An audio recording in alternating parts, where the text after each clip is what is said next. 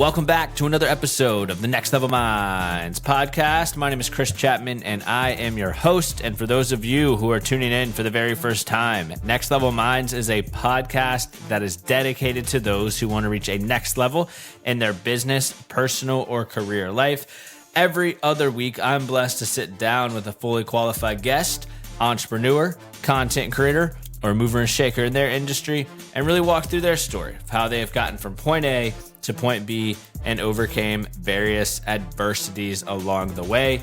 We also do a Motivation Monday series at Next Level Minds, where this is typically released the last Monday of the month, where we talk about a variety of exciting topics led by myself, such as personal development, goal setting, habit formations, the right behaviors, how to get out of a mentally tough or depressed state, the importance of physical health. Any topic around personal development is typically covered in that Motivation Monday series, and that's what we're going to be talking about today. Now, if this is your first time tuning in, this is your first time hearing this, and if you've continued to listen to the show, you know that I have a vision and mission to impact over 1 million people by helping them reach a next level. And if you have not done this already, you can help with that goal by sharing this episode with a family member, friend, or colleague who you think will get some value out of it. You could share this episode on social media and tag my personal page at Chris Chap, or you can leave a review of Next Level Minds on Apple Podcast and let me know what you think. Now on to today's episode, which is mentioned as part of the Motivation Monday series. What I'm going to be talking about today is 5 tips to crush your next interview. And the reason I want to talk about this is I volunteer with Big Brothers Big Sisters, which is a nonprofit where you get paired up with a little brother or a little sister. And I'm paired up with a little brother. He's a great dude. He's a high schooler here in the area. And we actually had, through the program, a interview style prep course that we went through and did like some mock role plays. And these are very simplified procedures, right? This is more for like high schools interviewing for part-time roles, right? So it didn't get extremely in the weeds. But this made me realize, well, hey, I have thousands of listeners for Next Level Minds. I am a great interviewer, and I've proven that. And I want to share some tips with the listeners because I think each and every one of you, whether you're interviewing for a role right now or you're currently employed and maybe not thinking about other opportunities, well, maybe 10 years down the road, some of these tips could benefit you. And from a standpoint of credibility, I also would like to add that I currently work at Gartner as a large enterprise account executive. We are a close to $6 billion research advisory and consulting firm, helping clients across multiple different business units with technology, processes, and people. Of course, there's a lot of things in between those 3 pillars there, but that's mainly it on the technology, processes, and people side. I am in a sales role where I'm really focused on customer retention, retaining my book of business, as well as growing my book of business. I've been at Gartner since the summer of 2023. I've been in sales for about 6-7 years now, but I've been at Gartner for coming up on a year this summer. But what's unique about all this is that Forbes actually ranks Gartner the 4th hardest company to interview for in the world. And trust me, the interview process that I did last spring was extremely difficult. It took a lot of time, a lot of prep work, a lot of strategy, a lot of effective communication. And not only did I get the job, but through commission and bonuses and, of course, base salary, which is the 3 pillars that my income is comprised into, my income has increased fairly significantly with this offer that I received last summer. And not only that, I have a clear path, not an easy path by no means. It's going to take a lot of work, a lot of dedication, a lot of late nights, a lot of early mornings, right? But there's a clear path to really make some life-changing money at an early age. If I can implement the right routines, habits, behaviors, a lot of things that we talk about on the show. So I say all that because that's probably why they're the 4th hardest company to interview for in the world, because they treat their employees extremely well. They've won multiple best places to work, winning multiple awards, all that stuff. So I say that in the context that I have credibility when it comes to crushing an interview, which of course is what this episode is titled. So let's go ahead and have me stop blabbering about my life, and let's dive into these 5 tips to crush your next interview. So first and foremost, it all starts with preparation. When you over-prepare, you over-deliver. Think about anything you do. If you prepare to go to the grocery store and you create a list and you create an idea of what aisles you're going to go into and what food you're going to get, you're going to come out pretty much exactly what you want, probably around the same financial outlay of money that you projected that you wanted, and you're going to be happy with your decision because you planned, right? Well, if that same person goes into a grocery store with no plan, no preparation, no list, they're probably going to walk out with a bunch of stuff they don't want or they don't need. They're probably going to spend way more money than they had to. So, same goes for an interview, right? If you over-prepare, you over-deliver. So if they're a public company, you can read about them, you can look up financial statements, you can read the news, you can look through a variety of different things if they're a public company. Now, if they're a private company, you can still look at the news. You can talk to people that work there. You can reach out to folks on LinkedIn or social media and ask if you could just get their perspective of what it's like to actually work at this company. If they sell a product or service, this works a bit better for more like brick and mortar style businesses and more product-based businesses, but you can read reviews of their products online to get an actual consumer-like mindset going into the interview of what their product or service actually does and what is the quality of the delivery that they're giving their customers. You can also watch product or service videos on YouTube. You can type them in on listennotes.com, which is going to pull it's an API platform that basically will pull up all the podcasts that company was mentioned in. So you can go and actually listen to some episodes about that particular company.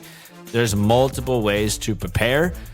You should know going into the interview absolutely all you can where you could speak on it in the best way possible.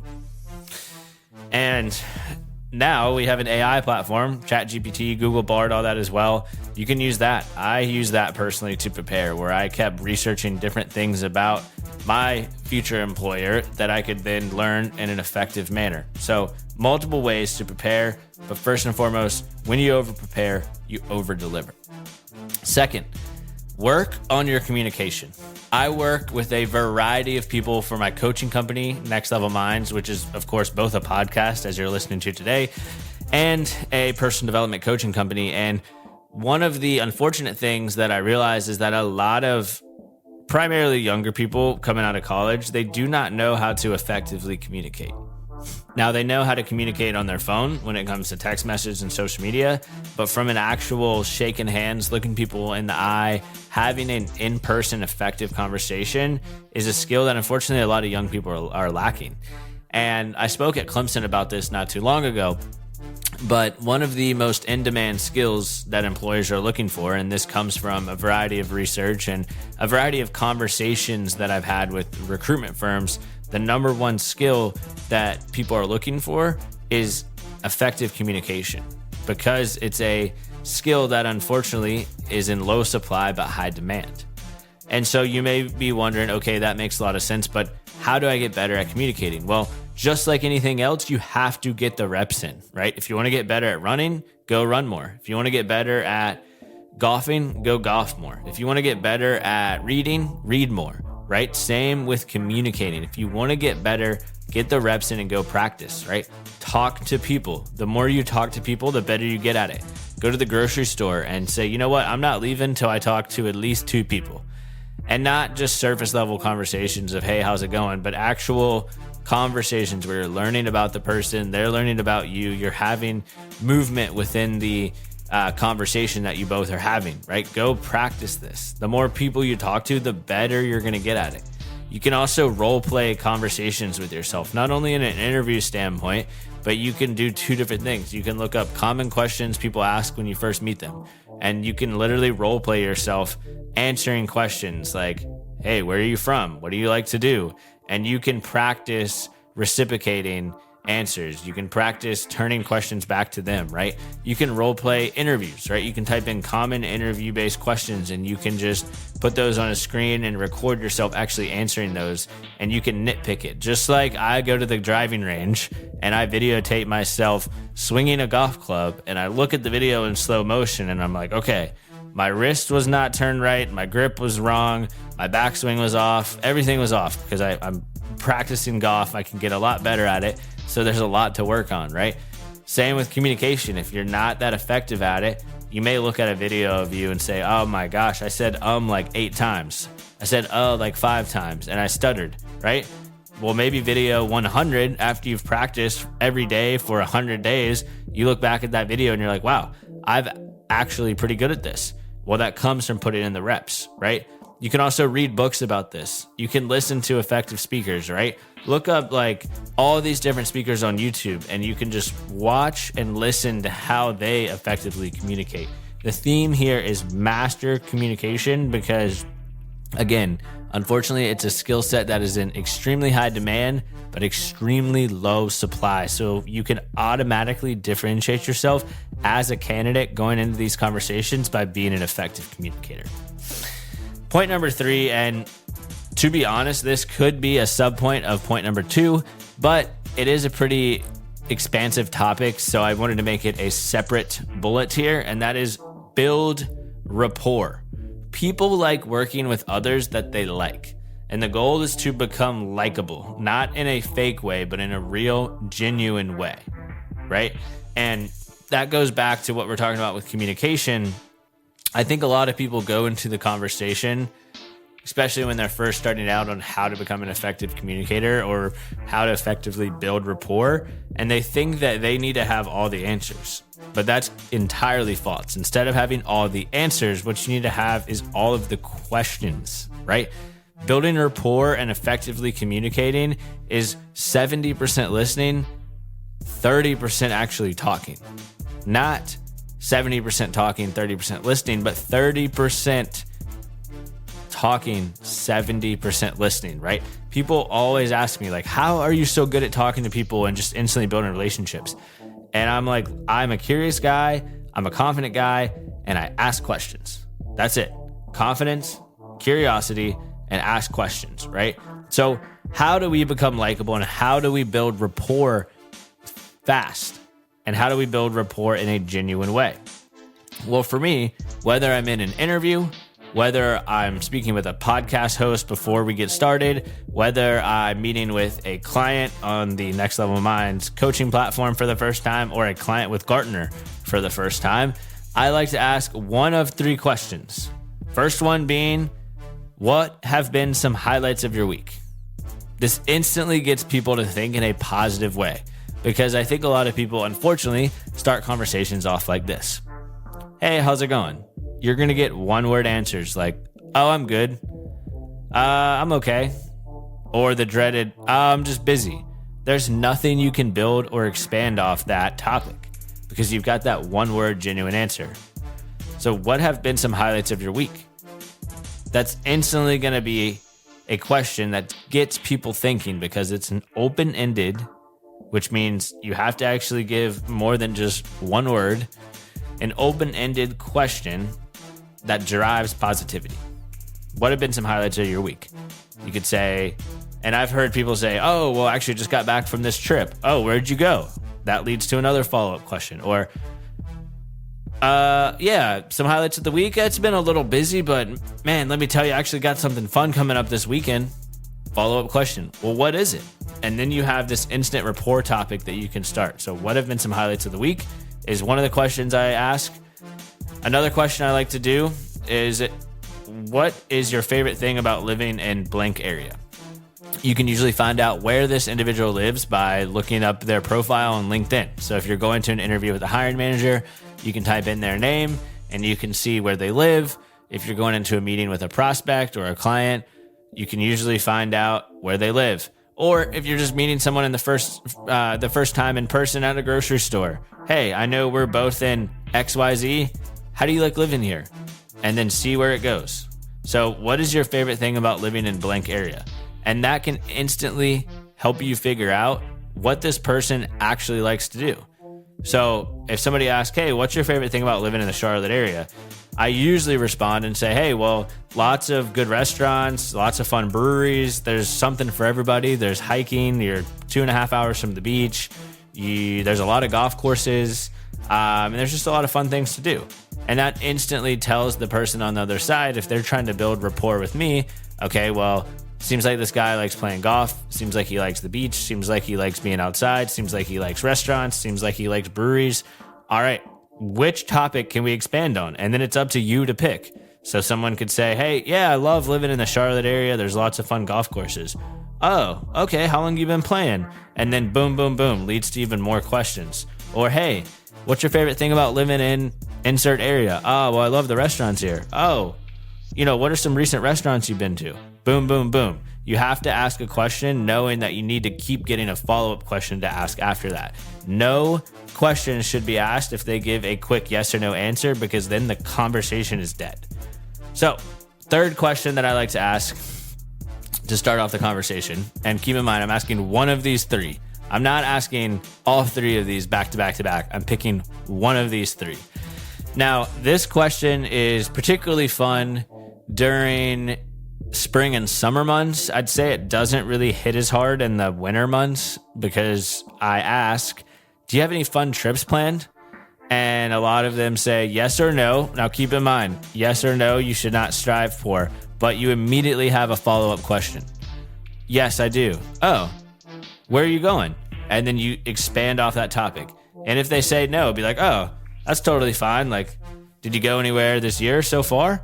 And then see what they say. Most people, 99% of people, have been on some sort of trip this year. I've met one person this year out of the hundreds of conversations that I said, hey, do you have any fun trips planned? And they're like, unfortunately, I don't. I'm super busy this summer. And I'm like, oh, well, do anything like over the holidays or start of the year? And they're like, again, I've just been super busy. Like, oh, okay, yeah, I totally get that. I've been super busy as well. And I use that as a topic point to expand. Well, what have you been working on? And then boom, I built rapport off that, because frankly, this guy was strictly business. And so then I just started building rapport off that. The last point I want to talk about when it comes to building rapport, I know we already talked about like the 70% listing, 30% asking questions, but you have to feed off the person's energy. So me, I love talking to people. I'm a high energy, positive guy. If you've been listening to the show for a while and following me on social media, you know that I'm all about being high energy and all that stuff. So if someone asks me any of these three questions, like, I'm going to expand and I'm going to talk about it. But you have to be able to read the room, right? Sometimes you'll ask someone a question of like, hey, what have been some highlights of your week? And they might just say, oh, that it's almost over. Or they might say, haven't really had any highlights. It's been busy, right? And you need to know how to quickly pivot into what the goal of the conversation is. So if it's an interview and you go into a meeting with a hiring manager, side note here, most of the time, if you're meeting with a hiring manager or someone in HR, they have a personality, so they're not just going to hit you with these one-word answers. But if they do, know how to quickly pivot. What have been some highlights of your week? Yeah, I've just been super busy. Haven't been able to do much. Now you, on the other side, are going to pivot and say, oh, okay, well, hey, I really appreciate your time, and then jump right into business, because it sounds like that's what they want to do. Let's go into the fourth point here. So what we've talked about, I'll just do a quick recap. We talked about preparing. When you over-prepare, you over-deliver. Talked about communication, right? Majority of people do not know how to effectively communicate. Got to go out there and practice. Then we talked about rapport, right? Asking those three key questions. 4, be confident and bring the energy. Again, we just talked about how I'm a high energy, confident individual, right? That didn't just come at the snap of a finger, right? That came from building confidence and building energy, right? Confidence comes from knowing your craft and preparing, right? Knowing your craft, whatever it is, whether you're interviewing for a sales role, a marketing role, a engineering role, a construction role, whatever it is, knowing your craft. And if you don't know your craft, you have some work to do, because the more you know your craft, the more you know yourself, the more confidence is built. So knowing your craft comes from preparing. Think about if somebody asks you something that you're passionate about, you're immediately like, boom, boom, boom, boom, boom, with all these different points, right? It's because you know that craft. The same should work for whatever role you're interviewing for. Again, sales, marketing, engineering, they all work the same. Become a master of your craft. Energy. How do we build energy? Because you have to be confident and you have to bring the positive energy. So how do we bring the energy? Energy works just like a power plant. You have to feed a power plant in order for it to actually produce energy. So how do we produce energy as human beings? First and foremost, I've talked about this before, health is wealth. Your body and your mind are tools that you have in your life to actually achieve success and bring the energy. And just like any other tool out there, you have to keep these things sharp. So put your mental and your physical health first. We will not dive any deeper into those two areas because we've done so many podcasts about mental health and physical health. So if you want to know more about those topics, go back and listen. We'll save that for another day. So physical and mental health is going to make you have higher energy before a big conversation, whether it's an interview, a sales pitch, a presentation, a speech. For those who are startup business owners, if you have an investor meeting, visualize before. Just 1 minute. Visualize that meeting going exactly how you want. Visualize the feedback you get. Visualize the body language from the other person. Visualize the tonality of the other person. Visualize the yes or no that you hope to achieve, right? Visualize before the meeting. Get hype.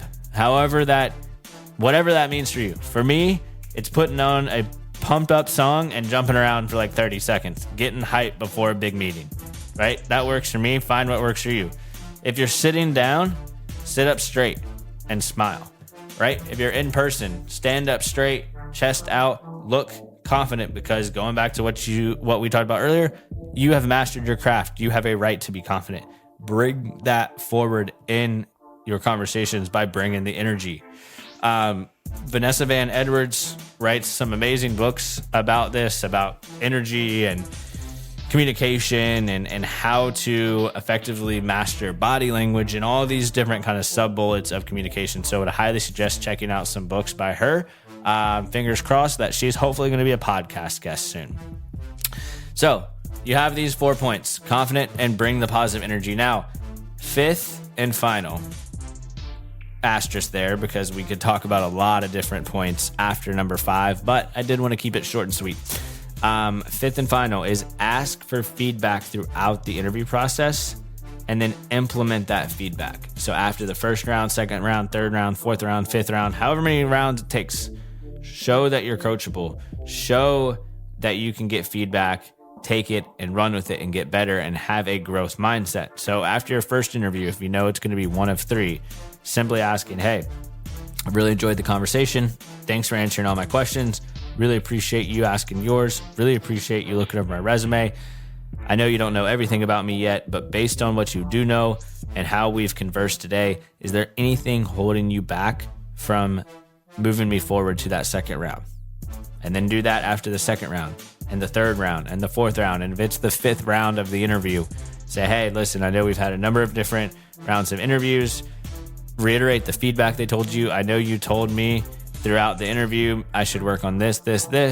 Well, I just want to let you know that I've worked on this, and this by doing X, Y, and Z. Is there anything holding you back from extending a job offer my way? That's how I've closed up all of my interviews, by asking that question. And it allows you to get live feedback of any potential rejections that they may give you. And it allows you to just nip that in the butt right there. Because if you don't ask that and you get an automated email later, or you get a voicemail or a phone call, hey, we decided to move in a different direction, which has happened to me before, and I'm sure it's happened to a bunch of people listening. If you ask that question of what's holding you back from moving forward, you can nip that rejection right there, because they're going to say, well, we like your resume, but, we're really just looking for somebody that has a bit more experience with ABC. Or we're really just looking for somebody who has a little bit more of experience. I know you only have 3 years here, or 2 years here, or 1 year here. And that allows you to say, hey, I respect that. I understand you have a preference, but let me explain why I'm still a good fit, right? And it allows you to continue to sell yourself.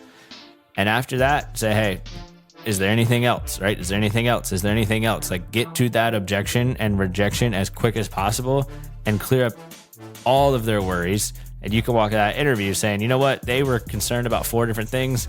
I handled both or all 4 of those things effectively with how I communicated. I gave it my all. Now it's up to them. So ask for feedback throughout the entire interview process. Let's recap these. First and foremost, we had prepare. When you over prepare, you over deliver. Work on your communication. Number 2, because majority of people do not know how to effectively communicate. If you want to get better at communication, go out and practice. 3, you have to build that rapport. People like working with others that they like. Become likable. 4, be confident and bring the energy. Again, confidence comes from knowing your craft and preparing, and then bring that energy. There's a number of different ways to do this. And 5th and final for today, ask for feedback throughout the interview process and ask what's holding you back from pushing me forward to the next round or providing me with an offer. I hope you all enjoyed these tips. My goal with this is to help each and every one of you reach a next level in your business, personal, or career life. Of course, the conversation today was more of that next level in that career life. So if there's anything I can do to help, whether it's doing some mock interviews, helping with some resumes, doing some coaching related to this in a bit more detail, definitely hit me up at Chris Chap on Instagram. Would love to provide support where it is needed. Other than that, thank you all for listening to the show. We've gotten tons of reviews lately. We've gotten a lot of new listeners. So I really appreciate the support and the growth that you've been able to help achieve for this podcast. Again, hope everyone has a fantastic week ahead, and thank you all for tuning in.